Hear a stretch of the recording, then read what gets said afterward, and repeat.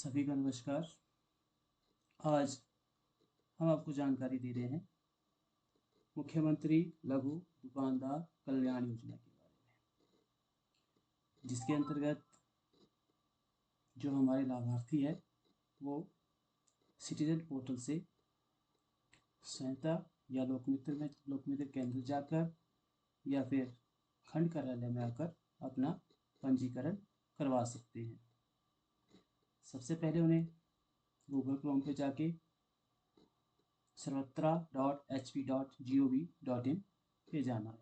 उसके बाद उन्हें, जैसे कि आप कर्सर देख रहे हैं, सिटीजन पोर्टल पे जाना है। उसके बाद आपको इस तरह से स्क्रीन शो होगा। सभी न्यू यूज़र है, इसीलिए आपको न्यू यूज़र पे सिलेक्ट करना है। न्यू यूज़र पे गए, उसके बाद आपको उनका आधार नंबर डालना है। उनका आधार नंबर मोबाइल के साथ लिंक होना चाहिए। उनका आधार नंबर डाल के वेरीफाई करके गेट OTP पे जाना है और उन्हें OTP आ जाएगा। उसके बाद आपने उनकी बेसिक इंफॉर्मेशन डालनी है या वो सेल्फ भी डाल सकते हैं, जिसमें पर्सनल इंफॉर्मेशन में उनकी डिस्ट्रिक्ट कौन सी है, ब्लॉक कौन सा है, पंचायत कौन सी है, एप्लीकेंट का नाम क्या है और उनके गार्डियन हस्बैंड या हस्बैंड या पति का क्या नाम है, male female, date of birth, Aadhaar number, mobile number और कैटेगरी, और परिवार रजिस्टर ID है तो डालनी है, नहीं है तो नहीं भी डाल सकते हैं। इस तरह से उनकी जो निजी जानकारी है, पर्सनल व्यक्तिगत विवरण पूर्ण हो जाएगा। उसके बाद आपको उनकी बिजनेस की डिटेल डालनी है। इस योजना के अंतर्गत खुदरा दुकान, किराना दुकान, किसी भी वस्तु का सेवा को बेचने वाले छोटे दुकानदार, दर्जी, मूर्ति, बढ़ई, इनके टेलर, कारपेंटर या अन्य व्यापार जो हिमाचल प्रदेश सरकार द्वारा प्रमाणित हो, ये इसमें हमारे जो छोटे सब्जी के दुकानदार और मोबाइल रिपेयर यूनिट वाले भी आ सकते हैं। तो इसी तरह से आपने उनका बिजनेस जो व्यवहार का प्रकार है वो न्यू करना है या बिजनेस डेवलप करना है, जो भी इनका होगा वो भरना है। उसके बाद व्यापार का चयन करें, मोबाइल नंबर अपने आप आ जाता है और उसके बाद वो इस काम को कहाँ करते हैं, उसी पंचायत में करते हैं या किसी दूसरी पंचायत में करते हैं, और इसके बाद इसको सेव कर देना है। आपको उनके जो अकाउंट डिटेल है, खाता खाता से संबंधित जानकारी है, वो अपलोड करनी है, जिसमें आपको जिला, इसके बाद वो बैंक्स कौन कौन सा बैंक है, उसके बाद शाखा का नाम, IFSC कोड, खाता संख्या जो 2 बार वेरीफाई करानी है, और उसके बाद जो ऋण की राशि है वो मैक्सिमम 50,000 है।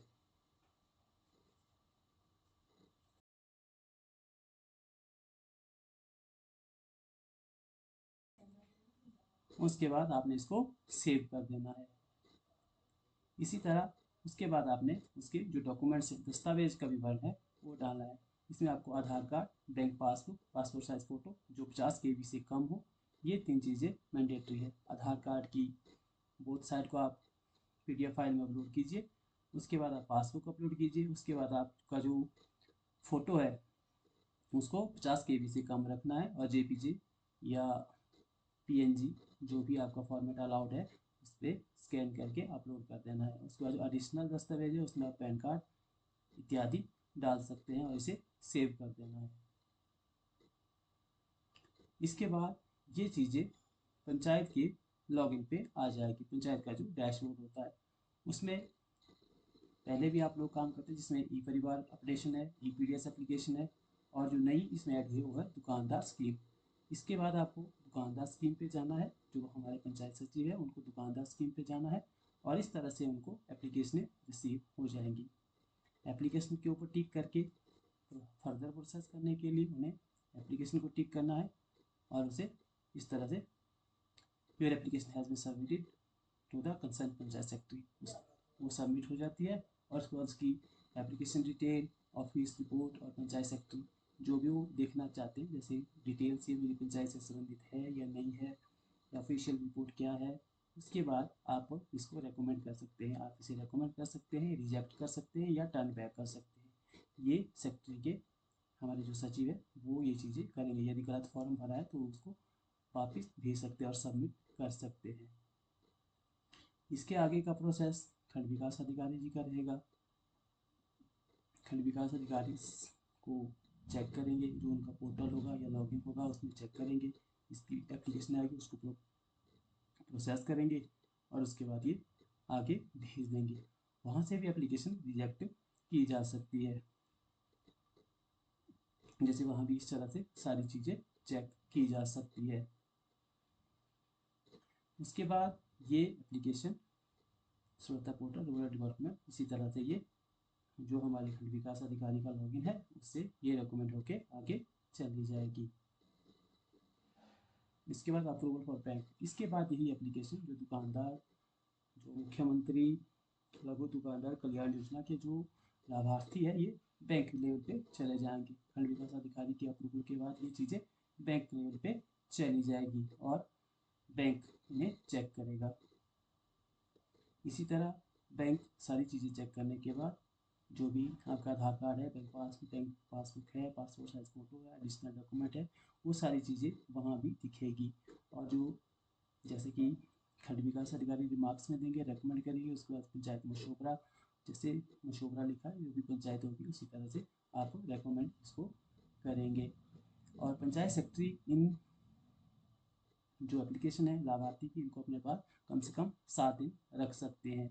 और उसके बाद खंड विकास अधिकारी के लॉगिन पे जाने के बाद वो एप्लीकेशन वहाँ पर 7 दिन से ज़्यादा नहीं रहेगी, या तो उसे रिजेक्ट करें या उसे फर्दर प्रोसेस में डाल दें। इसके बाद बैंकिंग पोर्टल पे जाके ये प्रोसेस होगी और उसमें जो सब्सिडाइज डिटेल होगा, डिसवर्स करा देंगे। इसी तरह से ये इस स्कीम का लाभ जो हमारे लाभार्थी हैं उनको मिल जाएगा।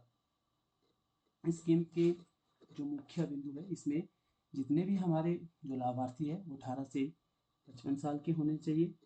और उसके बाद जो भी हमारे स्टेट गवर्नमेंट या सेंट्रल गवर्नमेंट के एम्प्लॉय है उस परिवार से कोई भी बेनिफिशियरी नहीं होगा। और इसमें हमारे जो लघु दुकानदार है वो आ जाएंगे, दर्जी आ जाएंगे, मुची आ जाएंगे, भाई आ जाएंगे, और उसके बाद हमारे बार बार सुनाई आ जाएंगे, मोबाइल रिपेयर वेंडर वो आ जाएंगे, वेजिटेबल्स फ्रूट्स वेंडर वो आ जाएंगे। मतलब इस स्कीम पे हम स्मॉल जो हमारे शॉपकीपर्स है उनको मोटिवेट करके इस जो हमारी योजना है इसमें पंजीकृत करा सकते हैं।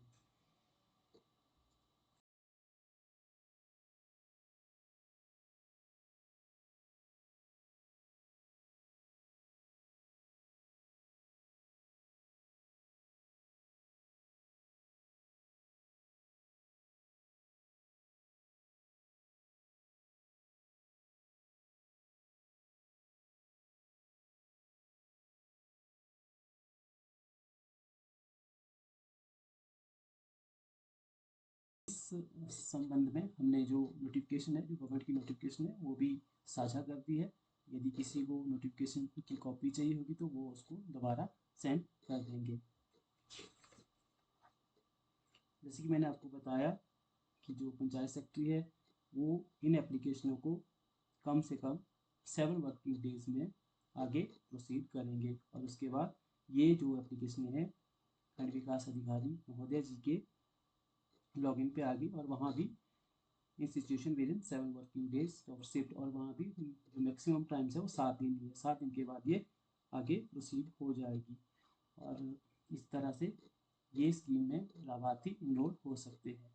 धन्यवाद।